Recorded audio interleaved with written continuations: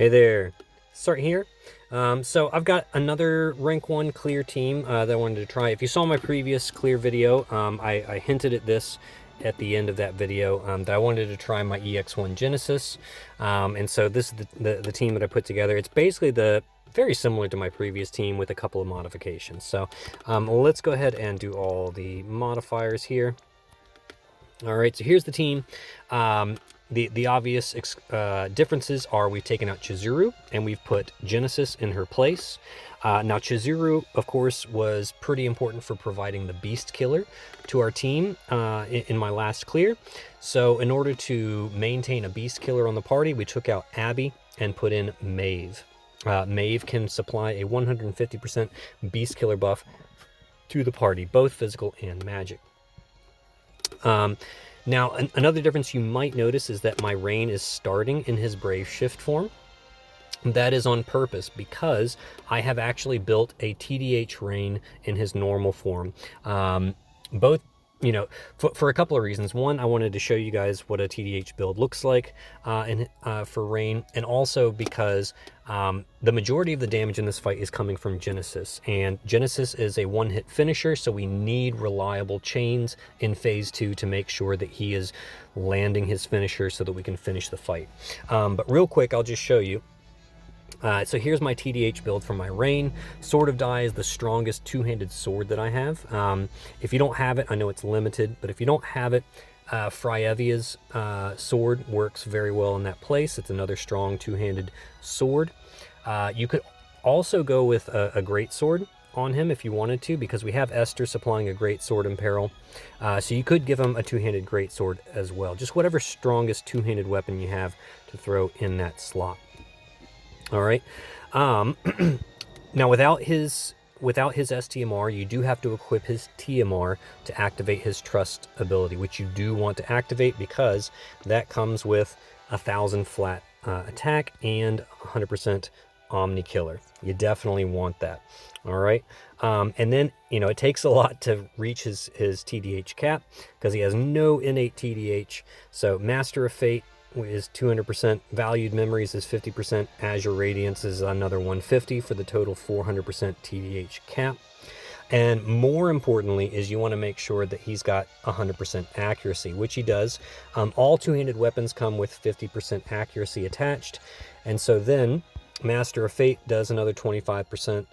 Valued Memories does 25%. So we've already hit 100% there. Azure Radiance also does 25%. So we've got more than enough accuracy on him so that when Sylvie does her 100% accuracy buff, that will perfectly account for the boss's 200% accuracy debuff. Okay, and so by having Rain start in his Brave Shift form, that means we'll get to do his Brave Shifted LB on turn 5 for the damage cap burst, and then starting on turn 6 he'll be in normal form, which works out perfectly, and we can just not have to worry about the accuracy debuff at all for the rest of the fight. Okay, now as for the rest of the gear, I'll show you that at the end. Okay, I want to get through this, make sure there aren't any issues, and if we get through with a nice clean clear, then I will show you the gear at the end. All right, so let's get to it.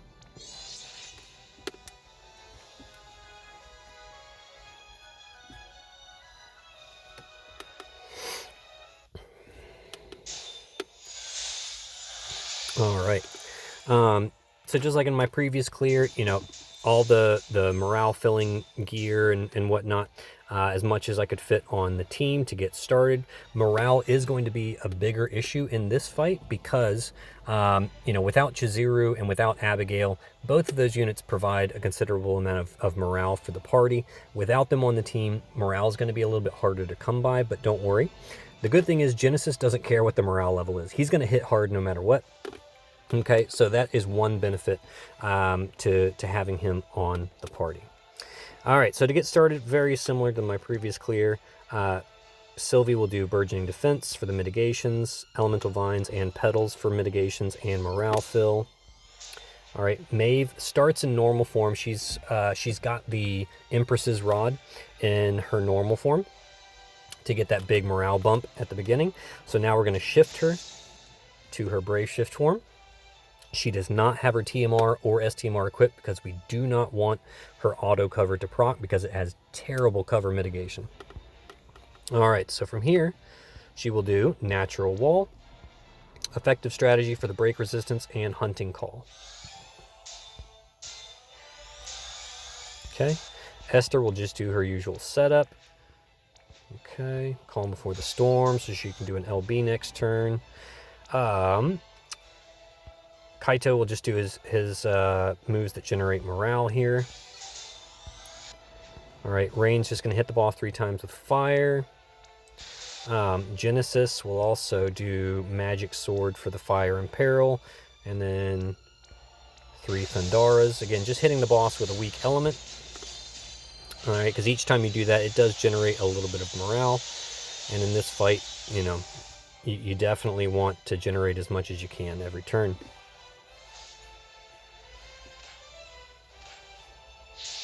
Okay. So, yeah, I mean, early on, the fight's not particularly dangerous for Maeve, and as long as you follow the rotation, turn 7 is the most dangerous turn for your magic tank, but don't worry, we've got it figured out. Maeve will be able to tank it, no problem. All right, so Esther will do her LB. Kaito is going to do Torrential Downpour, Crashing Waves, and Deep Submersion. I'll go ahead and do that now. All right, Sylvie's going to shift. Okay, she'll do Paladin's Offense. All right, that's for the accuracy buff. Bolt, Egg Basket, and Cheerful Paladin Strike. All right, Maeve will do Practiced Lure. Now, you may be thinking, wait a minute, this does a provoke, and you're right.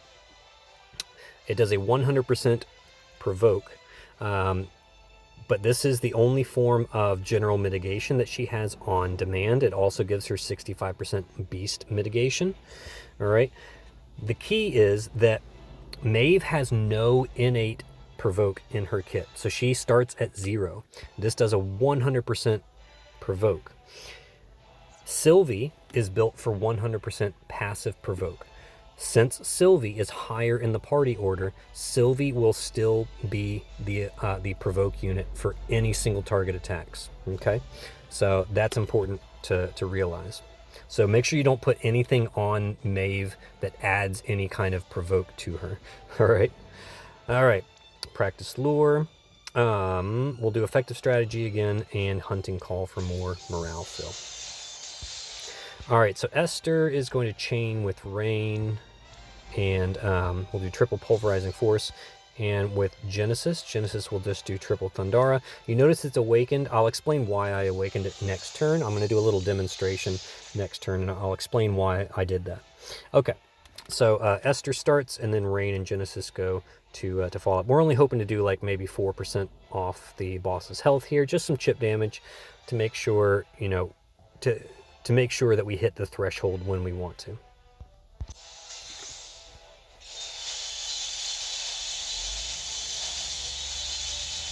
All right, that's fine. Yep, 4%'s good. Happy with that. And we'll do a little bit more chip damage on turn 4 as well.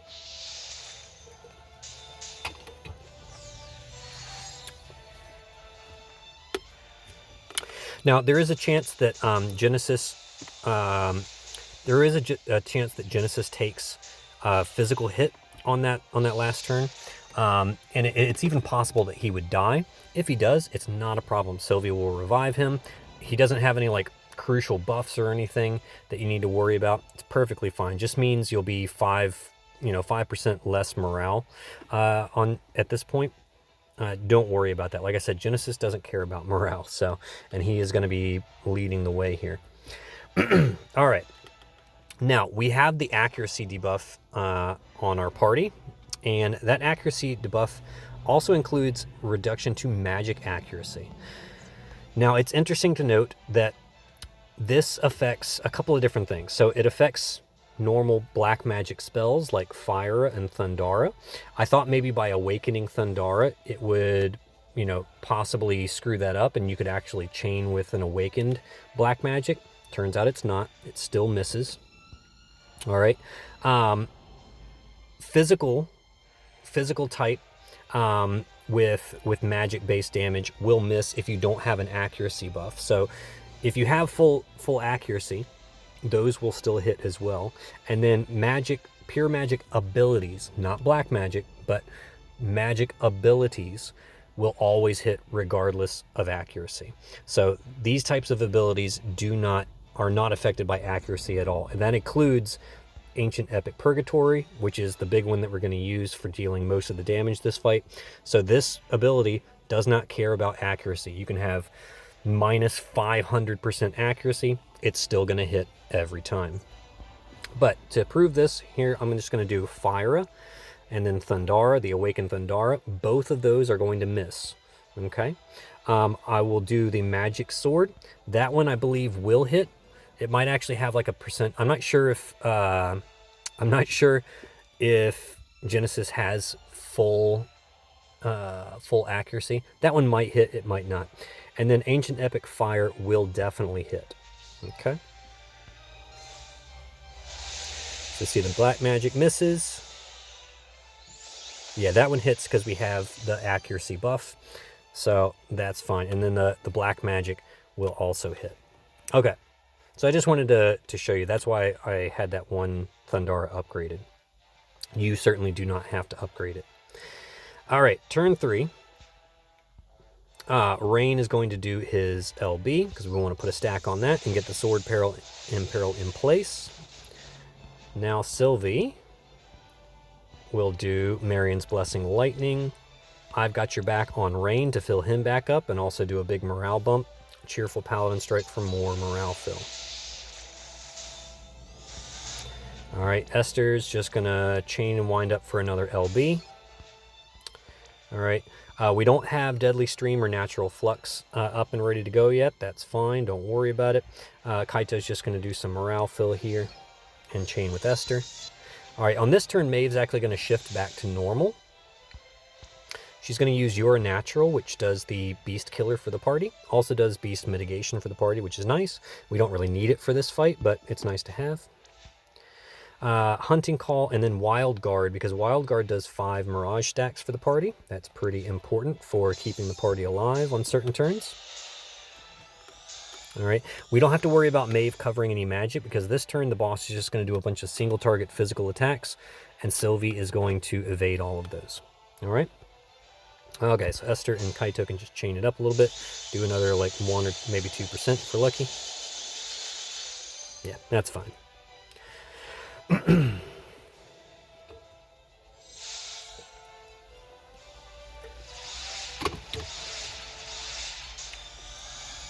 All right.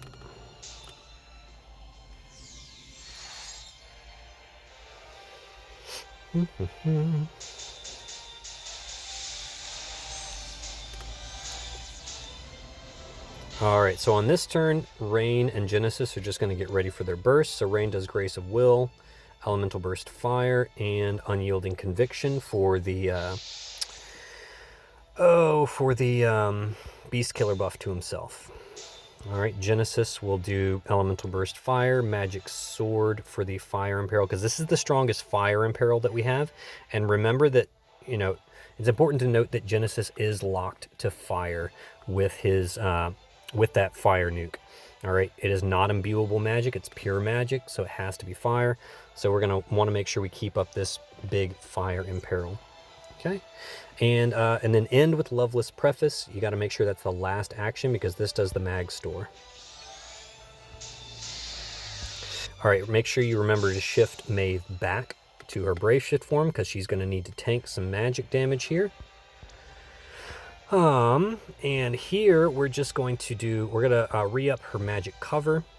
We'll do Hunting Call for morale and then Wild Barrier for the barrier for her. All right, because this is a potentially dangerous turn for the magic tank. As long as you've dispelled the attack and mag buff that the boss puts up, which we have because Kaito did Crashing Wave. As long as you dispel the attack and mag buff, however, that should be fine. You can see he doesn't have his attack and mag buff up because Kaito already dispelled it, so we're good to go. All right. Sylvie on this turn is going to do Poach Demon on Genesis and double Cheerful Paladin just for more morale fill. All right, Kaito will now do Torrential Downpour to re-up our killers, Deadly Stream, and Natural Flux. Esther will do her LB. We're going to go ahead and do her LB this turn to go ahead and get rid of the field. Okay, and then I'll show you what we're going to do with her next turn. Okay, so yeah, I think that's right.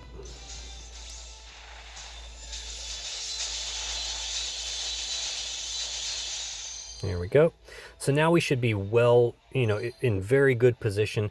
Now, even if we barely hit the damage cap at like 2.5, we should still definitely, that was a close one.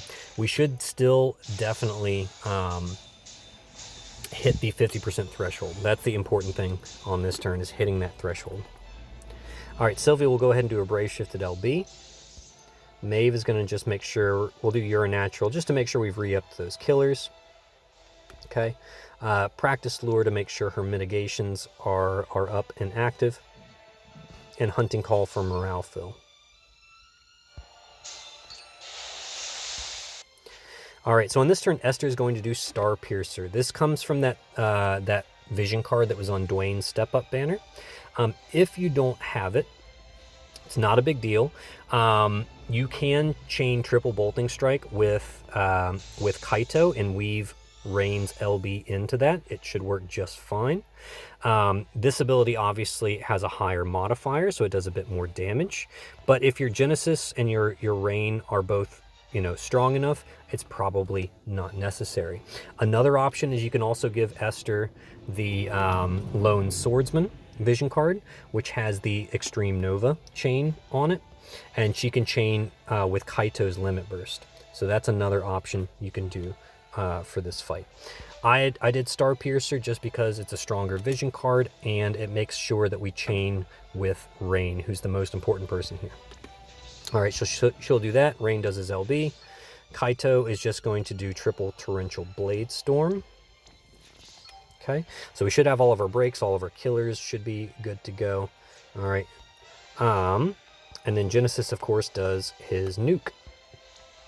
All right, all of our killers are in place, so you should be good. Yep, 425, 550 Demon, and 500 Machine. Perfect. All right, so the order in which I'm going to send everybody is I'm going to do Kaito, Rain, Esther in that order in quick succession. Wait a second for the chain to ramp up, and then send Genesis, because his finisher is fairly quick. All right, and yeah, the hope is that we get good variance and we hit, we hit the damage cap at the very least.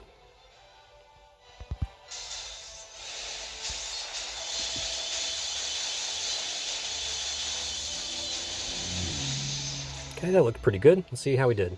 2.6, perfect. All right, so we've hit the damage cap, looking good.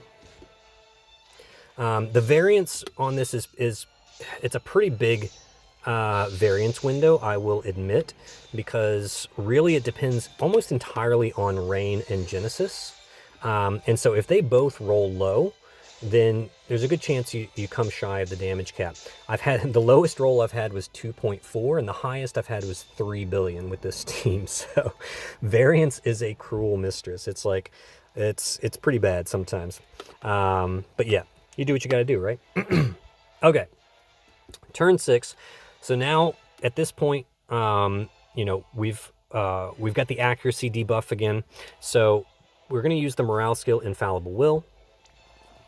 All right, and this will cover us for the next 2 turns. Okay, Rain on this turn is going to do Infiraga. Now you may be wondering why. And that's because Genesis doesn't have any fire amp, personal fire amp, other than that 150% amp.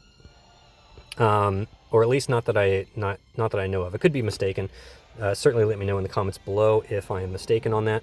But he needs a fire amp, and so Infiraga will give him a 35% amp. So Rain does Infiraga and double Pulverizing Force to chain with Esther. Esther does True Stormbrand Bolting, Slicing, Calm Before the Storm. All right, Sylvie is going to do Marion's Blessing Lightning to start that ramp once again. She'll do Poached Demon on Genesis. Okay. And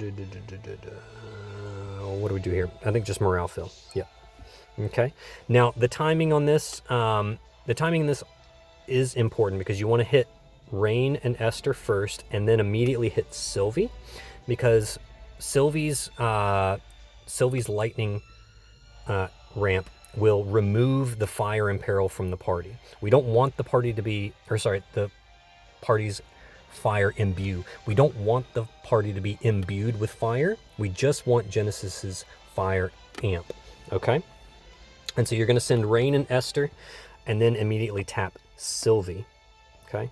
Kaito, meanwhile, is going to be busy doing Torrential Downpour, Undulating Waves. What this is going to do is this is going to extend all the breaks and all the imperils on the boss for an additional 3 turns, so that we don't have to worry about doing the 90% breaks. We don't have to worry about doing the 135% fire imperil from Genesis for the rest of the fight. All right, we're good to go. And then Torrential Force 1 to get that, to add those mod boosts to his Torrential Blade Storm ability. Okay, so you can go ahead and have him do that. All right, I'm going to go ahead and do with Maeve. Let me just double check. I think I need to reapply Effective Strategy. I'm just double checking. Yep. Okay, she's good on her provoke, good on her cover. So we're going to do your natural, Effective Strategy, and Hunting Call for the morale fill. Okay, and that should be all we need on this turn. All right, Genesis, all Genesis is going to do on this turn is Loveless Final Verse. This is going to set up his every turn mag store with his MP refill. Okay. I'm going to go ahead and send Maeve. All right, so now the timing on this, like I said, is important. I'm going to hit Rain and Esther first, and then immediately hit Sylvie to get rid of the fire imbue to the party.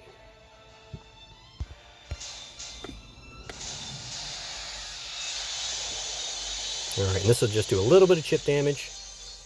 Perfect. Yep. Puts us in good position.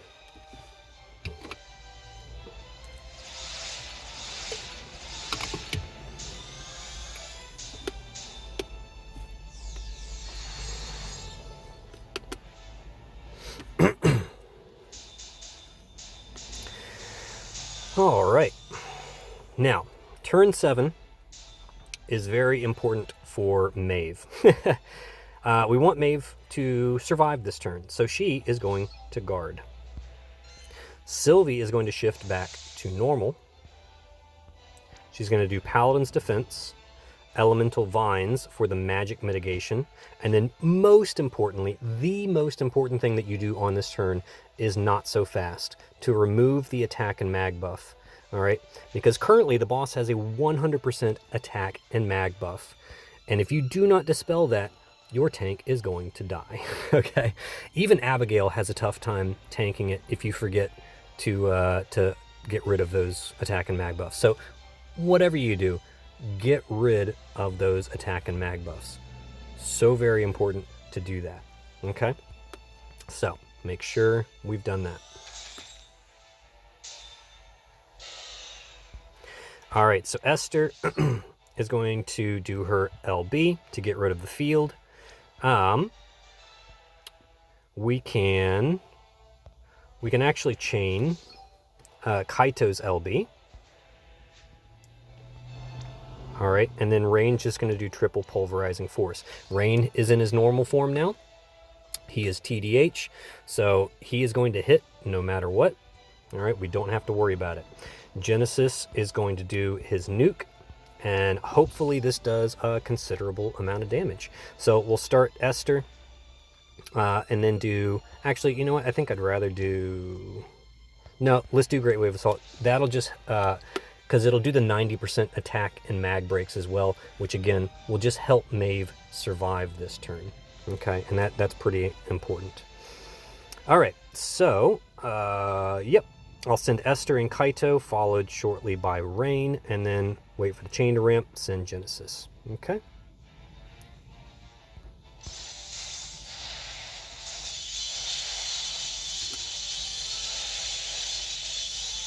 All right, there we go. Nice big nuke. That one felt good. And so Genesis will refill his MP. As you can see, he's already refilled it. He'll do a mag store at the beginning of next turn, and we're good to go. Now, yeah, you see how much damage Maeve took on that one. That is a brutal turn for your mag tank. If we hadn't gotten rid of the attack and mag buffs, she would have been dead. Our team would have been dead. Everybody would have been dead. It would have been bad. Yeah, it would have been a bloodbath. So, got to get rid of those attack and mag buffs. All right, turn 8. We're basically just chaining it up.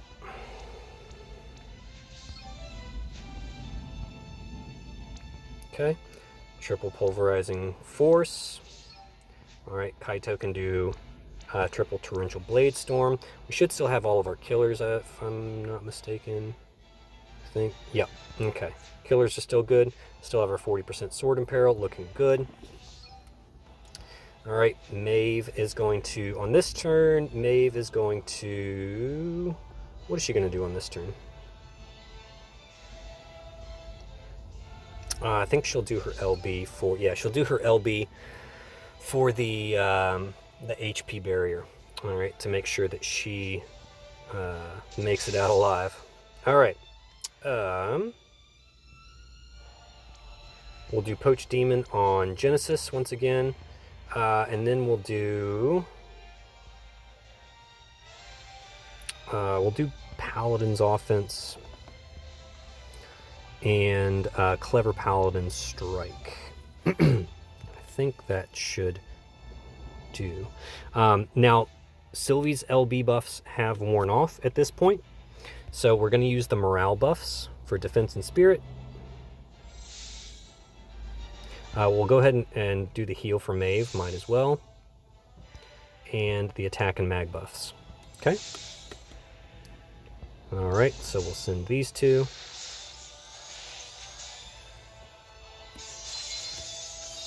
All right, now we're just chaining triple bolting strike with all these 3 units, so it's very simple to chain. Let the chain ramp up, send Genesis, and you know we should do another hefty chunk of damage on this turn.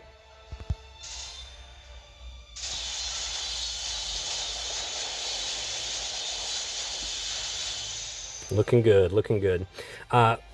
We'll probably kill next turn. All right. Yeah, because we're definitely within range. If you're below 20% on this turn, almost guaranteed you're gonna kill. All right. If you're above 20%, it may just have to wait till turn 10. That's fine. So there's a little room to breathe here. All right, Genesis will have, so that ability will fill him up for every turn, including turn 10. So you can basically just keep doing his nuke every turn.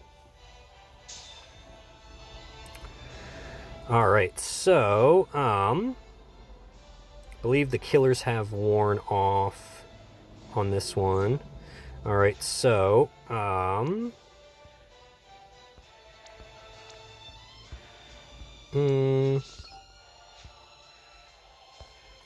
no, that's not what I want to do. No, I just want to do triple bolting strike, actually.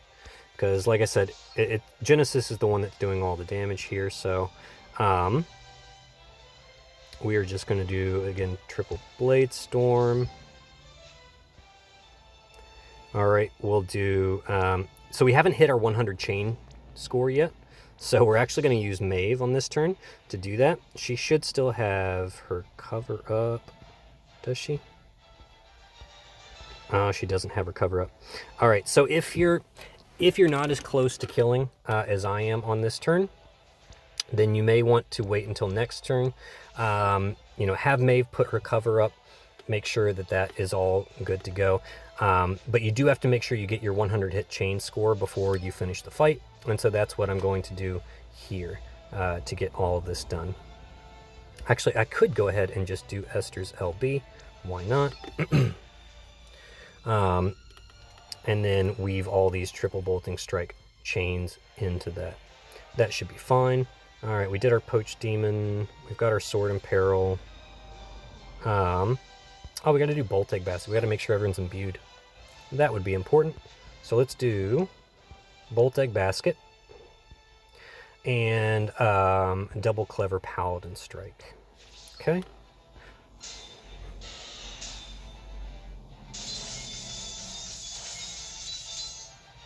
All right, and let's make sure, just to be safe, do infallible will, do your attack and mag buffs, and you should be good to go.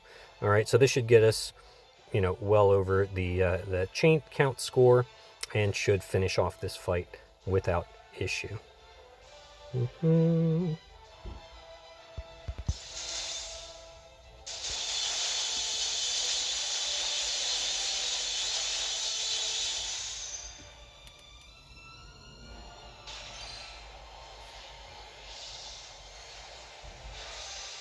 There you go. 1.5, that's like 25% right there. Okay, so that gives you some idea. And there you go. Turn 9. You got an extra turn of wiggle room if your units aren't quite as strong, or you get unlucky or whatnot. All right, but yeah, there is your rank 1 clear with an EX1 Genesis. Okay, obviously if you only have an EX1 Genesis like I do, that means the rest of your party has to be EX3, but maybe you have an EX2 Rain and an EX2 Genesis. That should even things out, I should think. So there's the damage spread. Obviously Genesis doing a considerable amount of damage in this fight. All right, Rain, of course, not doing too shabby either. He is extremely strong in his own right. Okay, so yep, that's how this team gets it done. Let's see what my rewards are. Don't care. I got what I wanted. All right, now let's take a quick look at the gear. I'll turn on the Party Defense and Spirit mod because that's the only one that really matters. All right, so Sylvie, in her normal form, is dual wielding. She's got the Treasure Memorial Ring for that 600 morale fill to start the battle. Okay, you may not have it. All right, that's okay. It's not absolutely necessary. Blizzard Orb is always nice to have so that she counters. Perfect Provocation for the 100% passive provoke. Make sure she is in slot 1. She is also built for full evasion. Notice she has 100%, actually 130% physical evasion, so we can get rid of that Sea Dragon. And then, yeah, she's got Wilk's Vision card just so that she double casts this morale fill ability. Okay, so if you're dual wielding with that vision card, it will proc that morale fill twice, and it's a 350 morale fill, so that's, you know, doubling that means 700 morale per turn. Very nice. In her Brave Shift form, pretty much the same thing, except an extra Blizzard Orb for counters, and Priestess's Vengeance for some counter morale. This is from the previous Clash of Wills shop. Hopefully you picked one of those up, if not 2 of them. All right, and that's all she really needs. Kaito in his normal form, we don't really care. I don't think I ever used his normal form. In his Brave Shift form, just built for as much damage as you can. All right, Gao's Cape is nice because it does 75% Beast Killer. Okay. Indestructible Light for Chain Cap boost. Beast Killer, Valued Memories. That's a great one for this fight because it does 100% Beast and Machine. And then, yeah, just make sure... Oh, yeah, Lone Swordsman for the Beast Killer, which is really nice. Okay, that's all it's really there for, so you don't absolutely need Lone Swordsman. You know, you don't have to put that on Kaito. You could put it on Esther, like I mentioned earlier, or if you don't have it at all, it's fine. Just put in a good... Just put in a good vision card. We never used the Blazing Red Flash ability, so you don't have to worry about it. All right, he is... almost capped on everything. 300 Beast, 250 Demon, 300 Machine, 300 LB damage. Yeah, he's fine. Genesis, all right, so Genesis, this is, you know, all the best gear that I could give him. His sword is really nice because it comes with Machine Killer, which frees up a slot, because you definitely want either his TMR or his STMR equipped.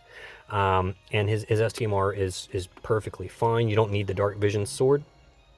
But if you want him to pump out the kind of damage that you're seeing here and in other clears with Genesis, you are going to want the Prophet's Diadem of Will. It is very, very strong on Genesis because it does lots of flat MP, lots of passive MP. It's got 250 MP stats on the hat innately, so it's really good for pumping up his MP. And then Ruler's Regalia, just for a strong magic chest piece with flat stats. Magister's Ring for the Chain Cap boost. Pixie Dust for a high mag accessory. Lots of MP. You got Cool Beauty, Miracle Magic to cap off his MP. Refusal of the Emperor is nice because it does 25% magic, physical and magic beast killer, and 50% physical and magic demon killer. Seer of the Future to finish his TDH mag. Obviously, Dazzling Demoness is crucial for using Genesis the way that you see him here. You could potentially get away with Oliveira's Vision card if you had like an EX3 Genesis, maybe. But yeah, if he's EX1 or EX2, you're probably going to want Dazzling Demoness to get the results that you're seeing here. And he is almost capped on everything. 275 Beast, 300 Demon, 300 Machine. Just make sure you're looking in the magic column for him. All right.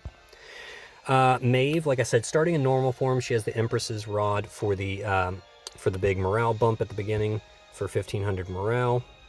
Okay, that's nice. And then I gave her Renora's STMR, okay, because it does a 10% undispellable machine mitigation, both physical and magic, and that lasts until she dies. Okay, so basically the entire fight, she'll have that machine mitigation. It's only 10%, but every little bit counts. And then Cozy Scarf is good because it does 20% demon mitigation. Not dispellable, right? Undispellable, lasts for the entire fight, which is nice. And so you put that on her normal form, it procs at the beginning of the battle, and then you can shift into her Brave Shift form, and she's good to go. That's all that you really need in this form. You don't need anything special. This is all just leftover gear. Obviously, Honorable Rod Arts is there so that she can equip the rod. Okay, but other than that, that's the only stuff that she really needs in this form. Okay, you don't need Paws of Prosperity or anything else. And now in her Brave Shift form, all right, I did try to make her as bulky as possible. Sylvie's sword is great because, you know, high spirit sword, or just a high spirit equip. That is not her STMR. You do not want her STMR or TMR in either forms. Do not put it on her in either form. Okay, and then yeah, just the most as much HP and spirit as you can stuff into your Maeve to bulk her up. So you see it's a lot of HP gear here in this end, and then this is the vision card I put on her because it's the strongest magic tank card that I have. This was on Abigail's step up banner. So you may not have it, it's a limited card, but hopefully you have another strong vision card that could go in this slot. Anything that gives her high spirit, preferably with also some HP on it, okay? You definitely want HP and spirit. So whatever you have to crank up her HP and spirit as much as possible to make sure that she survives this fight. Okay, that's all she needs. Esther is built for damage. That's pretty much it. Spirit Tiger Mask is nice because if you're wielding a greatsword or katana, it gives you 75% beast killer, which is nice. Indestructible Light for chain cap boost, and then just topping off her killers. Obviously, I gave her the Star Rending Claws. This is that limited vision card that was on Dwayne's step up. So if you don't have it, like I mentioned, if you don't have it, hopefully you have Lone Swordsman, so that she can chain Extreme Nova with Kaito. Otherwise, just put the strongest card you have on her. You can put her own vision card on her, that's fine. And then for the burst turn on turn 5, just have her chain triple bolting strike with Kaito, and weave Rain into that chain. Okay, this just makes it easier because this ability is triple Mirror of Equity, so it's very easy to chain with Rain. Okay, she is, I believe, capped on everything, 300 beast, demon, and machine. Yep, because this vision card also comes with a 100% beast killer. Very nice. All right, so Rain, as I mentioned, he is TDH, so he has 100% accuracy in his normal form, which means with a 100% accuracy buff, he will hit every time.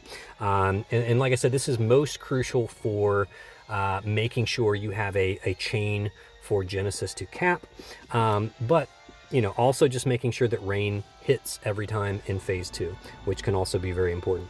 Obviously, he needs his TMR to proc his Trust Mastery. Sword of Die is just the strongest two-handed sword I have. You could do Fryevia's STMR, or you could do a strong greatsword. Any two-handed weapon you have could work.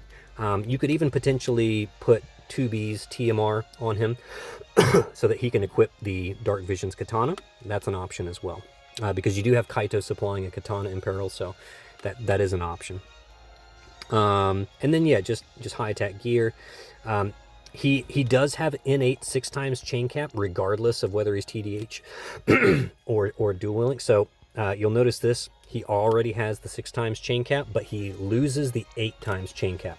You only get the 8x chain cap if he's dual wielding, which is why we kept him dual wield in his Brave Shift form, but made him TDH in his normal form. The variance that you get from a two-handed weapon basically evens out that missing 2x chain cap. So on average, you know, going two-handed with a two-handed weapon or going dual wield will basically give you almost the same damage. It's like a 2% increase in damage on average if you go dual wield with your Rain for the 8x chain cap.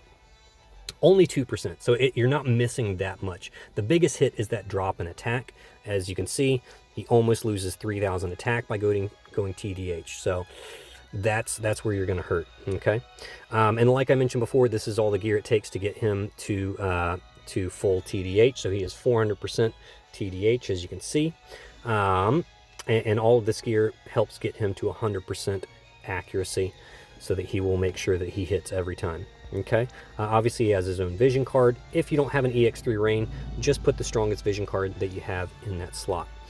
In his Brave Shift form, he's of course, oh actually, sorry, I should mention that he is capped on all of his killers. Being a premium unit, he's still very easy to cap on his killers. So you see he's got 300% there.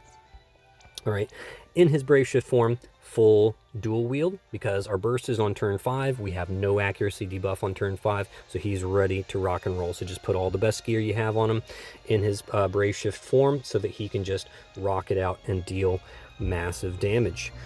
Here we go, capping off all of his killers. I could even put like Hateful Agent or GF extension in for that. I love Chocobos. You don't need that materia there. That's irrelevant. Don't need it. Okay. Again, capped on all the relevant killers and 400% LB damage. So overcapped on LB damage, good to go. All right, and that's it. That's the team. That's how we got it done. Hopefully this was helpful to you. I don't know if I'll do another Clash of Wills clear. You know, this boss isn't particularly tricky to me, and it's a little bit boring once you kind of figure out what the boss is doing. You figure out the boss's rotation. You know, if you account for everything, it's really just sort of a damage check. You know, they're checking to see, do you have a leader skill that can allow your team to deal the damage to get this fight done. It's really just kind of a damage check fight. And to that end, I actually put together a written guide of sort of like what this boss does and all of that stuff, just from what I've learned from reading the wiki. And I will put a link to that in the comments below, along with the turn chart for this team and this clear. So look out for that. I'll put it in a sticky comment below after I post this video. So thank you guys so much for following me, and I will see you on the other side.